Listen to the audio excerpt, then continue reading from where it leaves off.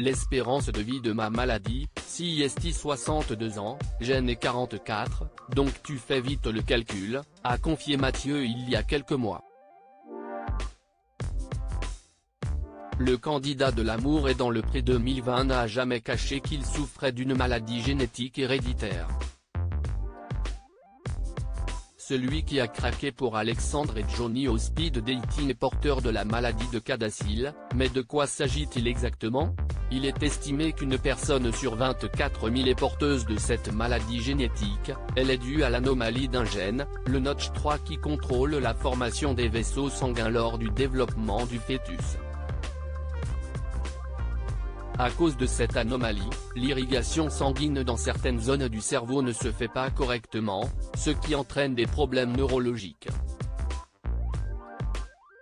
CIST vers l'âge de 30 ans ou 40 ans que le diagnostic est le plus souvent posé.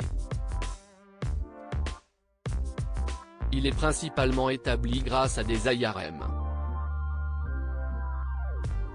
Si les symptômes sont variables d'un individu à l'autre, les principales manifestations sont les suivantes: migraine, AVC, accident vasculaire cérébral, troubles psychiatriques et cognitifs, évolution vers une démence, épilepsie.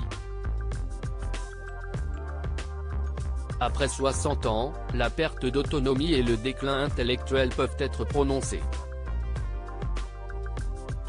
Effondré lorsqu'il a su qu'il était atteint, Mathieu n'a pas caché qu'il avait aussi ressenti de la colère et qu'il en avait voulu à la terre entière.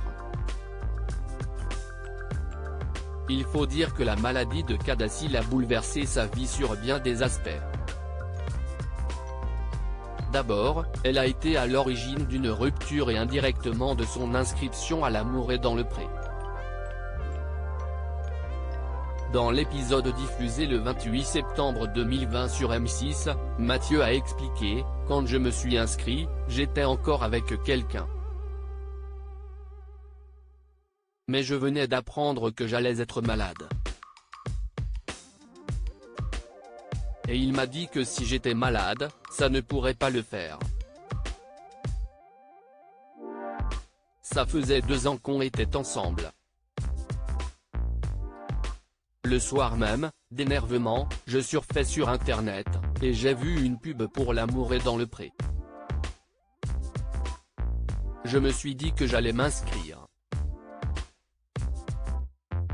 J'ai conscience que pour quelqu'un, ça peut être compliqué. Parce que là, ça va, mais elle ne finira pas en rigolade, ma maladie, ça va être sympa. » L'autre conséquence a été que Mathieu a arrêté sa démarche pour GPA, gestation pour autrui, car la maladie de CADASIL est héréditaire, avec une probabilité de 1 sur 2 de transmettre le gène anormal à ses enfants.